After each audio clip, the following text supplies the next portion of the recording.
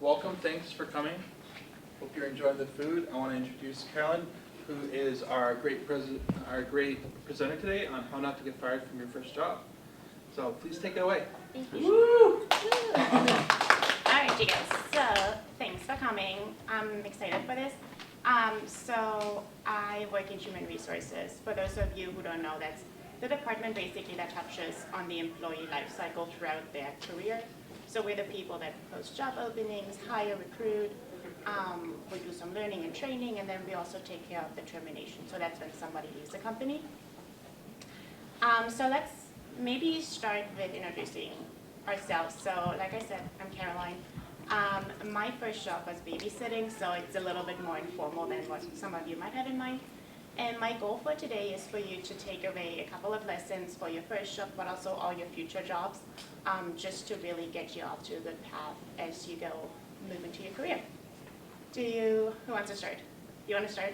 Just briefly introduce yourself. So your name, what you might think your first job is going to be, and what you hope to get out of today.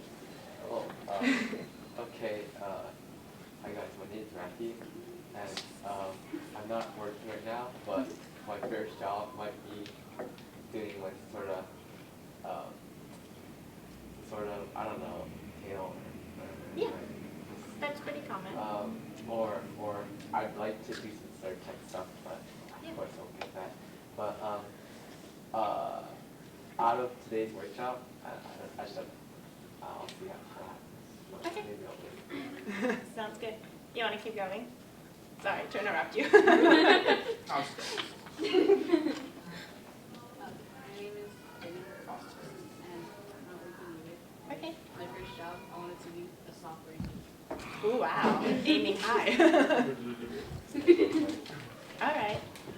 My name's Angel. I'm not working. No, that's fine. This is supposed to be about your first job, so not working is good because then it's a clean slate. I was sitting fired. My first job might be What kind of YouTuber? Great America. Oh, that's cool. Yeah. I think a lot of people do. All right, let's keep going. And what I get out of today's workshop, what not to do, how not to get fired. It's a good one. All right, let's keep going full circle. Just What's you your don't stand up in front of people and say them. Go. No, we don't skip people. You gotta. Hello, I'm Angel Angel. What's your name? Oh, my name's Christian. Oh, Crystal. I'll be an astronaut, and I will want to learn how not to get fired. Yay, good There's job. a good question. Have you ever got fired? Sure, don't. My name's Monica and I'm not working either. My first job is to babysit, I guess. And to learn this workshop is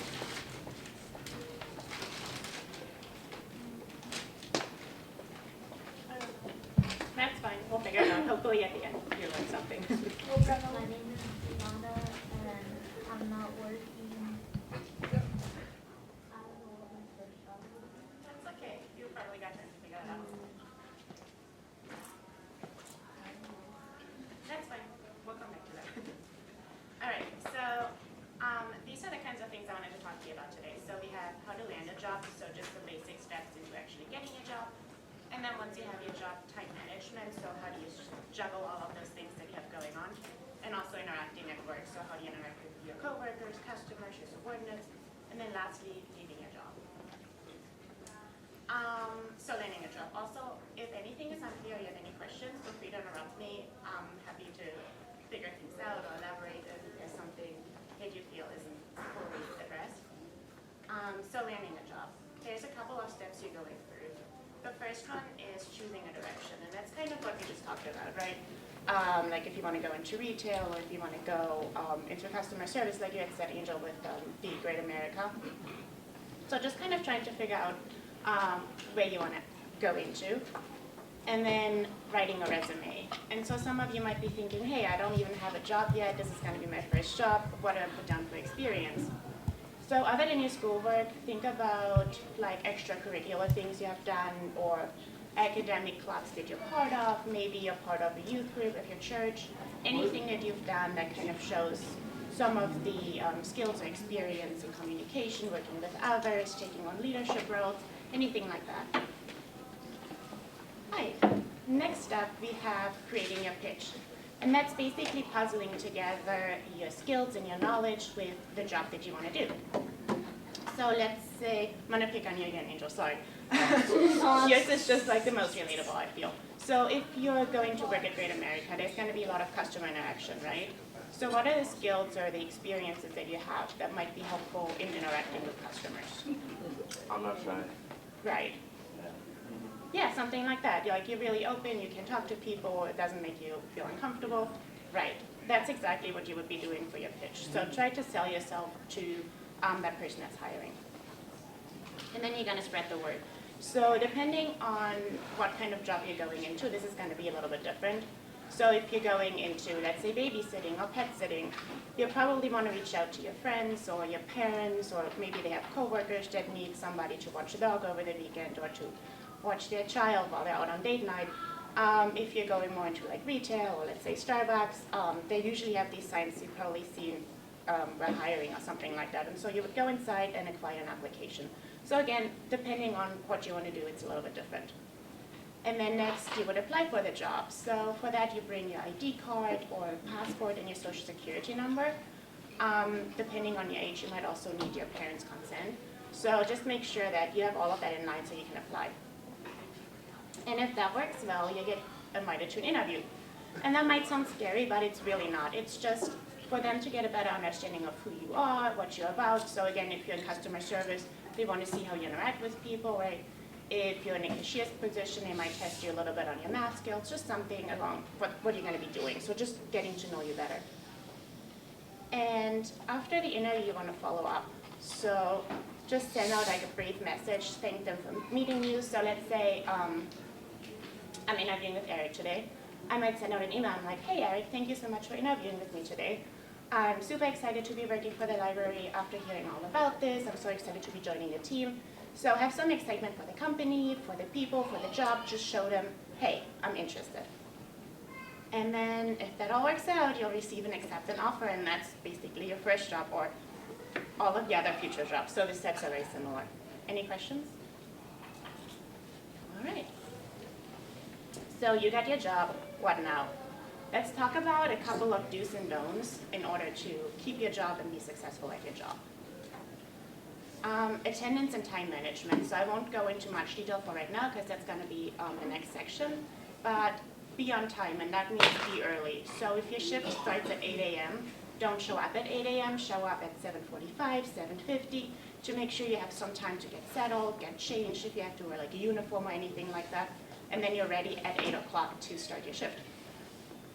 The next 3 points, the motivation, asking questions, and the willingness to learn, are super closely related. So basically, if you're starting a job, people don't understand you to be super self-sufficient right away, right? They understand it takes some time for you to practice. So be open. If people have suggestions, take them into consideration. If something isn't clear, ask questions. So this is your time during the training to become efficient, to learn about things, to understand things. So ask away. This is nothing to feel weird about or anything. It's your time to learn so that you eventually get the job done on your own. The next thing is staying on task. And that's really more about not getting distracted. So when you first start a job, people are going to be like, oh, you need to do this and this and this and this and this, right? And it's really overwhelming because you're like, oh, do I have enough time to get all these things done? And so focus on what's most important, what needs to get done now. Maybe one of your tasks is you need to finish something before somebody else can start it. So that's probably something you need to do fairly early so that you don't hold other people up. And things like that. So just try to focus on what's important and then keep telling yourself, you got this, you're fine. Everybody goes through this when they first start a job, so it's totally normal. And last is professional appearance. So depending again on your job, it's going to vary. Some jobs might have like a uniform or like let's say Target, right? You always see people in the khaki pants and the red shirts. It's not like a uniform, but it's kind of within the scope of it. So if that's expected of you, your manager will tell you, so don't worry about it. But just in general, try to dress appropriately. So don't have stains or wrinkles on your uniform or whatever you're going to be wearing, don't have rips and tears. Just try to keep it professional. A couple of don'ts. So the first one is violating company policy. And that sounds like a big thing, but what that really means is you're going to be given a handbook and there's going to be rules and expectations, right? So just be aware of what's expected of you. They might have a company policy around using a cell phone or what you do if you're on a computer. So just kind of understand what's expected and know not to break those rules. Poor performance. That's probably like the most common reason that people get fired or lose their job. And that's anything from showing up late, not being productive, not turning in things on time or not turning them in at all. Sometimes people sleep on their job. All of those things you don't want to do, right? That's going to be resulting in termination. Then we have dishonesty, and that's sometimes theft, but it can also just be white lies, or you lied on your resume, on your application. So be truthful. Don't make anything up. Office gossip, just in general, stay away from it. It can be really bad for people. You don't want to participate in it because, first of all, it distracts people from what they're supposed to do their job, right? Then also, depending on what it is, it can be really hurtful to someone's career. So you don't want to be that person that's being held back by a rumor, and you don't want to spread a rumor and hold people back in their professional development. Next up, oversharing. So that's kind of related to gossiping. So if you work at a job for a while and you start making friends, hey, that's great. We all want to work with people we like, but keep in mind that this is work and that's not your social, your personal life. So try not to overshare and get too personal with people because, again, you want to stay professional. And then lastly, social media. Two things of that. First, if you are on a computer or you're on your phone while you're working, don't go on social media. Like it's so embarrassing when you're on like Facebook or something and your manager walks up from behind you. So it makes you look like you're not doing your job. You got better things to do than doing your job, right? So don't do that. The second thing is sometimes we might be treated unfairly or we perceive something as being unfair, or somebody just frustrates us super bad and we have like this need to vent. So don't go vent on social media. It's definitely not the platform. It's very public. Things have a way of coming around. Once it's out there, even if you delete it, you can't really take it back, right? So just be mindful of what you share on social media. Any questions? Anything that you guys would want to add to that list that you would think is important? All right. Managing your time. So here are a couple of things that might be taking up your time, right? And often when we make like our commitments and expectations, there's a lot of responsibilities we have. We're kind of running out of time and we're like, oh my God, how am I going to fit all of this into my day? So what are some of the things that you might have going on outside of what's expected of you? So what's going on, like school, job, not yet, but hopefully soon. What else? Do you play sports or do you want to hang out with your friends? Sorry, yeah. Go for it. Oh, family. Yeah, family, exactly. So and then how do you find a way to prioritize spending time with your family? All right, so sometimes it helps you to have like a plan to understand how much time it's taking up, or making like a rule like, oh, every Sunday we hang out with the family or something like that, right? So that kind of leads into the punctuality part. So what are some of the reasons people may be tardy? Have you ever been late? What are some of the reasons you might be late? Doctor appointment. Right. You have a lot of things. No, that makes sense. You have a lot of things going on. What else could it be?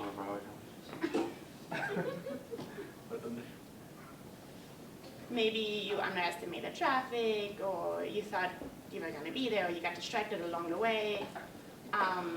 Maybe you forgot about something, so you don't show up at all. We missed the bus. Yeah, see? That's planning. So then, what are some implications of that? So if, let's say, we have a meeting and I don't show up, what do you think about me? How does it make you feel? All right, I'm going to give you some hints. So you might be thinking that I'm rude or that I don't care about your time. You might be thinking that you're not important. So think about this in like a work relationship, right? If you have a meeting with someone and they don't show up, that doesn't make you look good. And if that happens at work and you're late, that could lead up to disciplinary actions, which means you could be written up or you could be fired. So keep in mind, that's a big deal breaker. Let's talk about a couple of things to being punctual. So the first thing is to make a plan. So let's keep in mind for this an example of getting ready for work. So before you even get to work, think about the day that you're having, what's going to be expected. Do you have to work longer? Are you working a different shift? What do you need to get done before you get to work? And then track your tasks. So based on getting ready in the morning, how long does it take you to get out of bed and to get ready? How long is your commute, whether you drive or you take the bus? How long is all of that going to take? And then understand how that's all going to add up to the time that you need to backtrack when you get up. It might be helpful for you to use a timer at first. So let's say you give yourself 20 minutes in the morning to get ready. Set a timer so that you get a better feel and understanding of time, and it helps you kind of stay on track. And then prepare in advance. So anything you can do, let's say the night before, maybe you can pick out your clothes for the next day. Maybe you can prepare your breakfast or your lunch for the next day. Anything that you kind of can do in advance to save time the next morning is going to be really helpful. And then add a cushion. So just add like a little extra time in case there's some traffic or your bus runs late, anything like that, that can maybe slow you down in the morning. And last, if you really can make it on time and you know you can make it on time, call in. Let your manager know, hey, I'm going to be 15 minutes late, I'm going to be 20 minutes late, so that they can make some adjustments and make sure that your shift is covered and they have people in place. All right, how many of you are multitaskers? I can see you multitasking right now between the phone and the presentation. Yeah. All right, so would you say you're effective at multitasking? Multitasking? Multitasking. Like what you're doing right now, listening to me and being on your phone, that's multitasking. You're doing two things at the same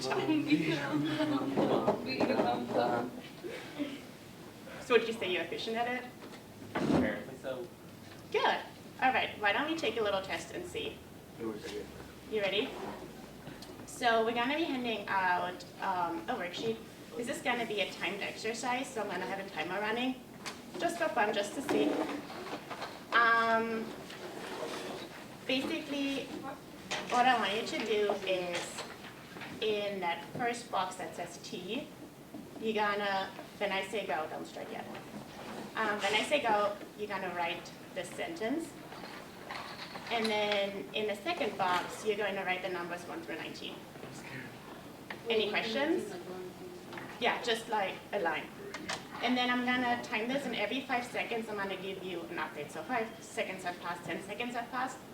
And so when you stop, just write down the estimated time that it took you to complete it in that little time box. Does that make sense? Mm-hmm. Any questions? No. All right. This is what it's gonna look like. The letter in the T box, and then the numbers in the hashtag box. Ready? Is that what we do for both of them?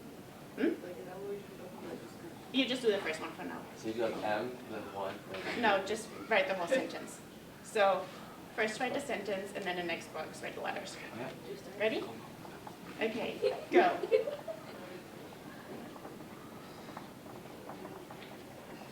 Five. 10 seconds. 15 seconds.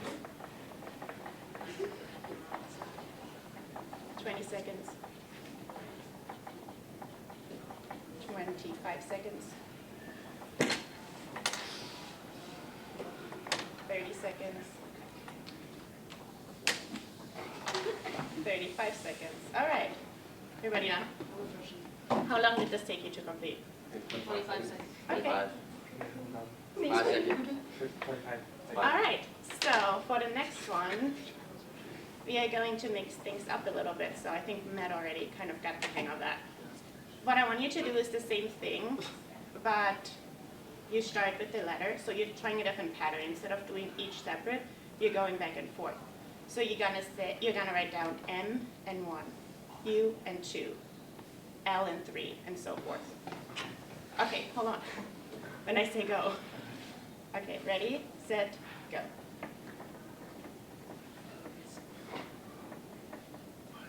5 seconds. 10 seconds. 15 seconds. 20 seconds.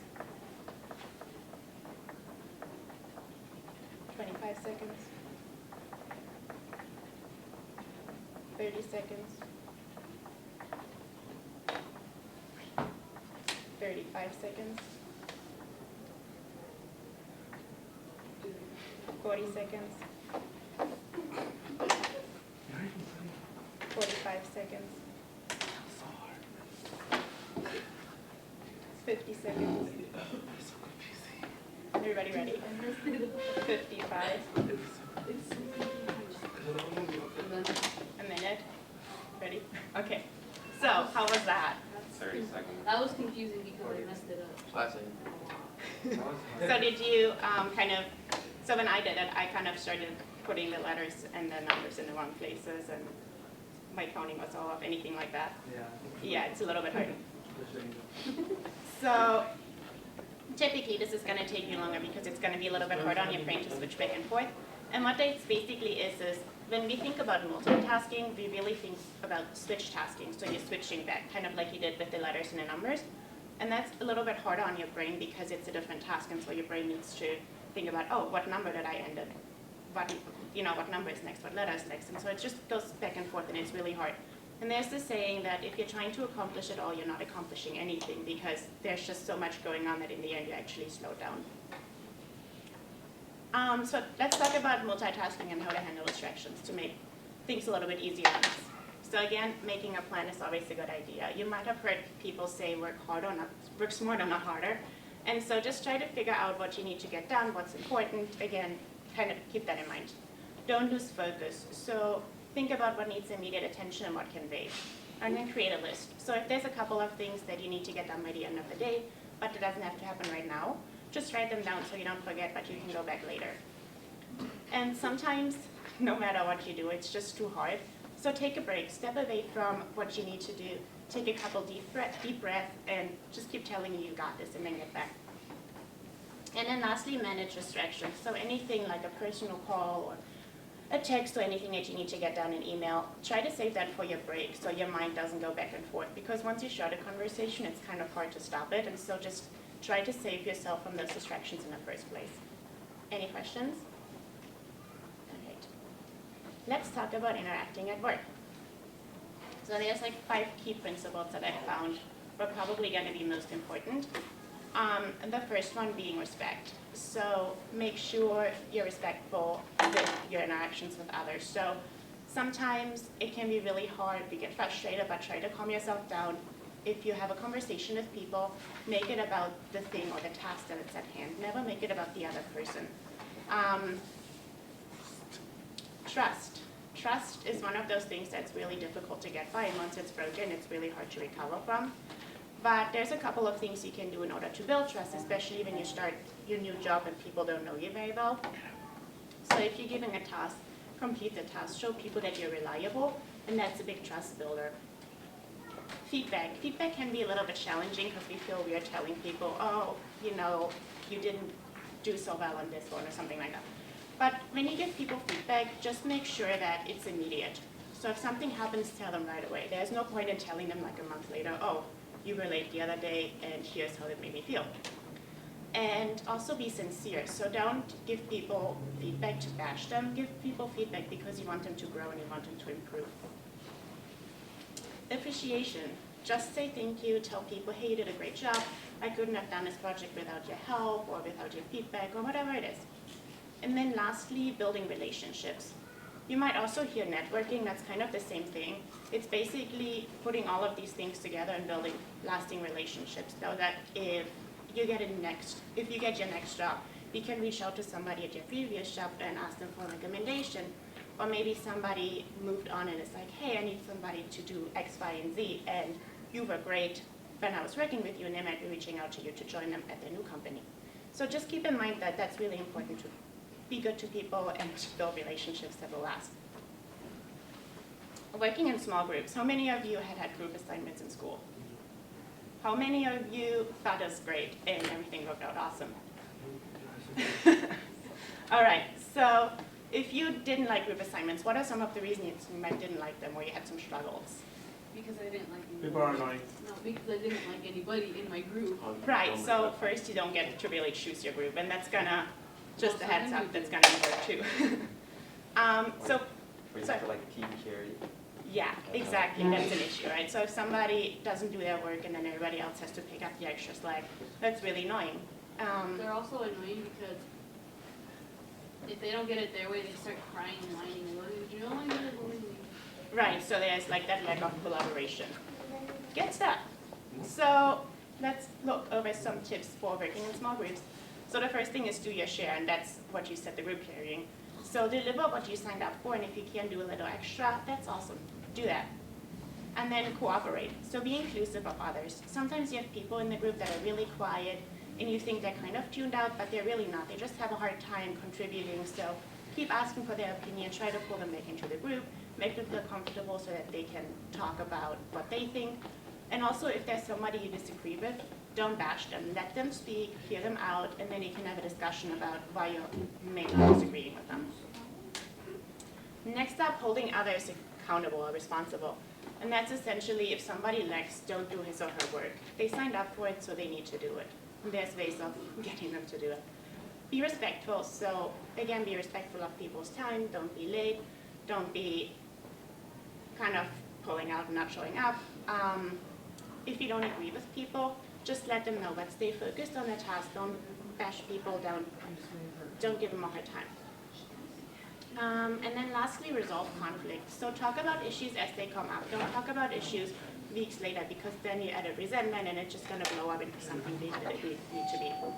If you are part of an issue, acknowledge that. Say, hey, I'm sorry I did this and this contributed, and then just move on. Any questions? All right. So let's kind of put this to practice. The first one is going to be a scenario about accountability.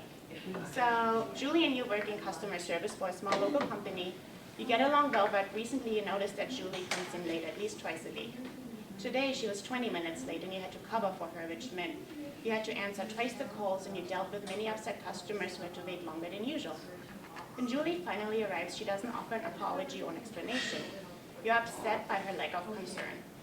So how would you address the situation with Julie? Tell your supervisor.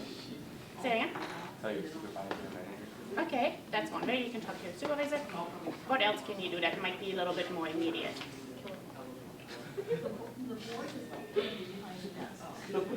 All right, so you could just... Now you still gotta work. You can't just drop. That's one of the ways you get fired. So what you could do... You could address it right now and say, hey, Julie, you were late 20 minutes. That means that I had to cover all of your calls. Can you be more respectful of my time? Can you be, on time? And then, again, you can always bring it up to your supervisor. You have to make sure like, people don't get angry. Say it again. Okay, sorry. Then the second scenario is from conflict to collaboration. So John and you work in the same department. You're a recent hire and John has been there for a couple of months. Although John is proficient, so he gets his job done, he often waits to complete tasks until the last minute. John and you rely on each other for certain tasks, and his procrastination forces you to finish tasks very close to the deadline. You don't like working under time constraints, especially if there's no need for it. How do you address the situation with John and create a more collaborative work environment? Okay, does that make sense to everybody? Do you need me to explain a little bit more? I think you have like constructive criticism. Good You gotta job. say like, John, you're really good at your job, like we're efficient, but then you're like bad at your procrastination, so you better finish it earlier. Yeah, you can say, hey, I would appreciate it if you could finish this a little bit earlier so that I don't run low on time. Yeah, that's good. Anything else? All right. Let's move on to the last one, which is leaving work. So sometimes there's just no other way people have to leave work. Let's think of some reasons that people might decide to leave their job. Meet people. Yes, so people don't get along with peers, they don't get along with their managers, maybe they don't quite like being with customers. What other reasons? All right, it might be that people feel like their manager doesn't give them enough responsibility and they want to grow their career, move on. Sometimes it might be scheduling conflict where if you're in college or in high school, it just doesn't work. Have a better job opportunity. Exactly, something that's gonna pay more, that's gonna be more responsibility, Maybe like harass. like harassment. Yeah. Yeah, Like, that happens unfortunately, yeah, so sometimes it's some sort of inappropriate work behavior that forces people to leave, yeah, good point. So what are some of the emotions that people might go through if they decide to leave their job? Happiness. Yes. If it's a really bad work situation, you might feel happy. Go for it. Sad. Depressed. Yeah, sometimes you might feel sad because you have a lot of coworkers you get along with well, and so you're leaving them behind.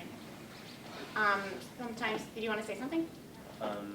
wait, did someone already say that? Mad? No one said mad. You must be mad. So sometimes people might have a lot of anxiety because they don't know what's going to be next, or they fear that, well, I'm not going to have money for a while, you know, things like that. So there's a lot of different emotions that you're going through. Before you decide to leave, why don't you go talk to your manager and see if the issue can be resolved. So if it's a scheduling issue, talk to them, tell them, hey, I'm in school, this is the only time I can work, see if that can be resolved. If it's something where you feel like, hey, I wish that person would give you more responsibility, ask them what you can do to show them that you're ready to grow and take on more projects or more responsibilities. But sometimes there's no way and it can't be worked out. So what you do then is be professional. So stay positive, don't burn bridges, because you might need a reference from somebody at your current job for your next job, and you want to make sure that that's going to be positive. Also be discreet. Don't go around and tell your coworkers that you're going to quit before you tell your manager. So tell your manager you want to quit, and then tell the people that need to know because they might need to cover your shift or you might need to hand over some work to them. And then of course update your resume and find a new job, and we already went through that. So we're back at the beginning. Thank you. Any questions to any of the topics that we talked about? Anything you want to add? Anything that's unclear? Nope. All right. That was it? That was it.